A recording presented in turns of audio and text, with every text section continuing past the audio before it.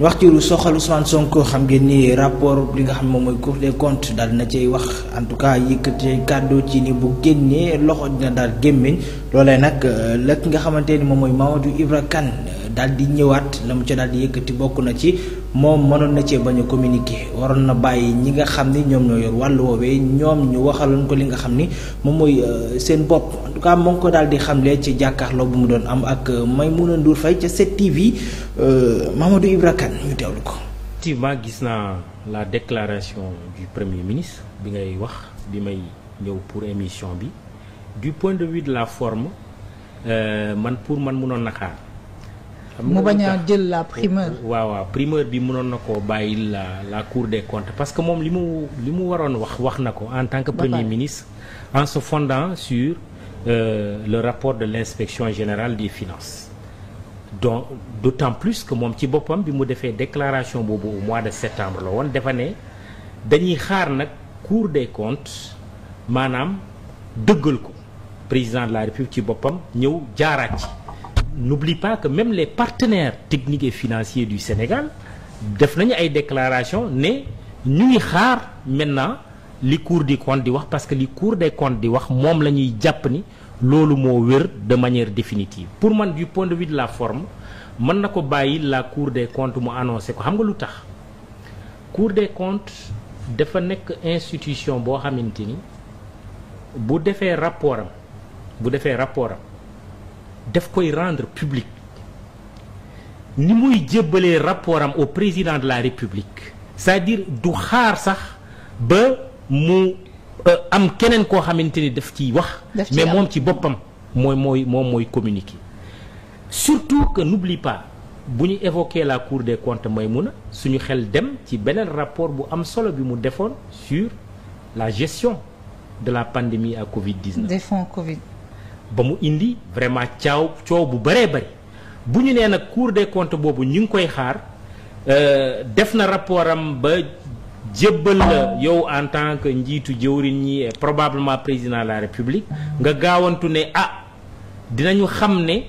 li ci nekk ak par rapport ak li ma waxoon sax moo gën a garaaw pour man munoon na bañ a yegg foofu. En revanche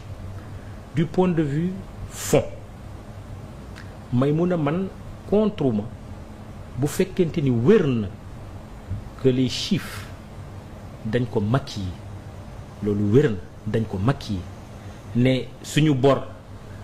500 millions la woon fekk ëpp na ko 1 milliard la woon suñu déficit budgétaire 7% la woon fekk romb na 10%. De mon point de vue bu fekkente ni loolu am na te Cour des comptes dëggal ko wax dëgg yàlla mënuñ ko accepter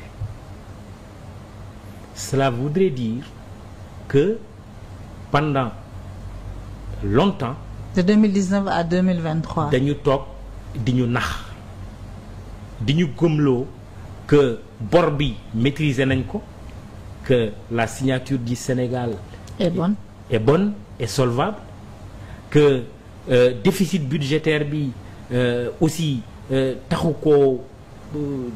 rëy comme ni ñu koy yaakaare mais on découvre que contraire bi la loolu pour man nag wax dëgg yàlla il y va de la responsabilité ñi nga xamante ni ñoo jiite tey ñu wax si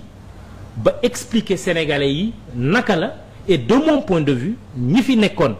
parce que aussi on ne peut plus dès l'instant que la Cour des comptes dafa ne lii mooy dëgg bi te dafa safaanoo ak li nga xamante ni moom la ñu waxoon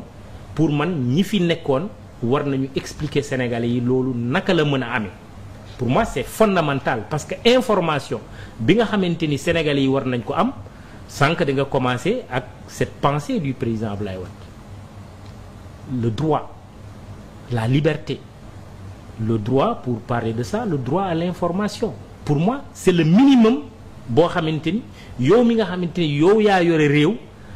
nga war a am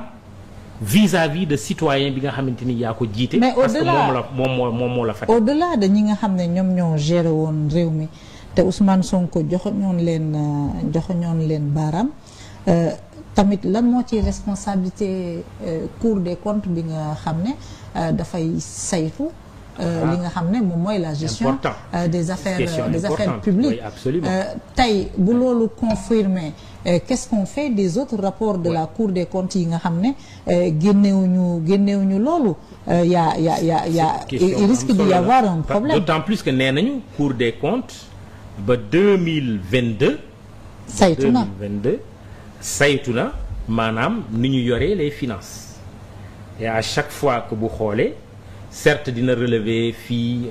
ici ou là ay dysfonctionnements mais il a donné un avis de conformité. déclaré wul une économie en ruine comme ni ko premier ministre économie en ruine Cour des comptes waxu ko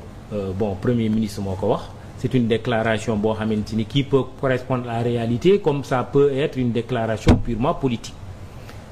Toujours est-il que pour man ñu ngi xaar rapport Cour des comptes bi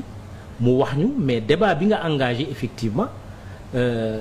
souvent c'est de mon point de vue c'est ça un peu le problème avec nos institutions, surtout nos institutions judiciaires. Dañuy rendre une décision wala def un rapport mais après pédagogie bi mu war a àndal pour expliquer nit ñi li waral li ak li tax ñu waxoon lii tey ñu wax leneen souvent duñ ko def. Or pour moi la Cour des comptes doit faire dañ ko war a permettre mu mën a communiquer davantage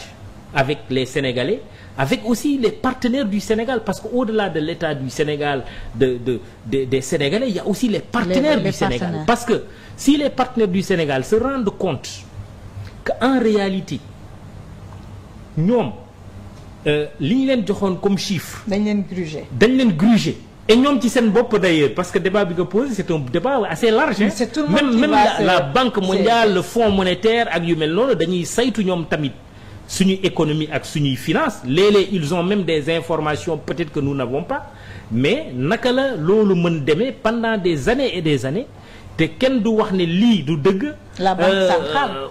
la banque centrale ainsi de suite. Donc pour man il y a un aspect positif de ce débat que le régime actuel a mis sur la table. Maintenant c'est un débat qui n'est pas sans conséquence. Man je me dis Maïmouna loolu aussi c'est une remarque boo xamante ni pour man mënoon nañ ci maandu ba Cour des comptes bi pare liggéeyam parce que n'oublions pas que déclaration yi nga xamante ni defoon nañ ko dans le contexte bi ma la doon wax li mu entraîné mooy on a dégradé la note du Sénégal agence Moody's def ñu dégradé le FMI commencé itam maandu ba finalement sax le gouvernement du Sénégal on ne sait plus ndax c'est une décision du FMI ou c'est le gouvernement comme quoi bon ils vont renégocier un autre programme ils ont suspendu le programme en cours bi ñuy négocier ce sera autour de juin 2025 mais toujours est-il que ces déclarations ont eu pour conséquence de ternir quelque part l'image du Sénégal loolu il faut le reconnaître ñaareel bi de renchérir parce que bu ñu la dégradé li nga waroon leb. day gën a cher. voilà mu ngi noonu Mamadou Ibra Kane jàkkaarloo bi mu amoon ak Maïmouna Ndour Faye ci 7TV la daal di leeral yooyu la kàddu di xam ne ni nag lu soxal rapport Cour des comptes Ousmane Sonko en tout cas mënoon na sax bañ a njëkk intervenir bàyyi ñi nga xam ni rek ñoom ñooy waa Cour des comptes.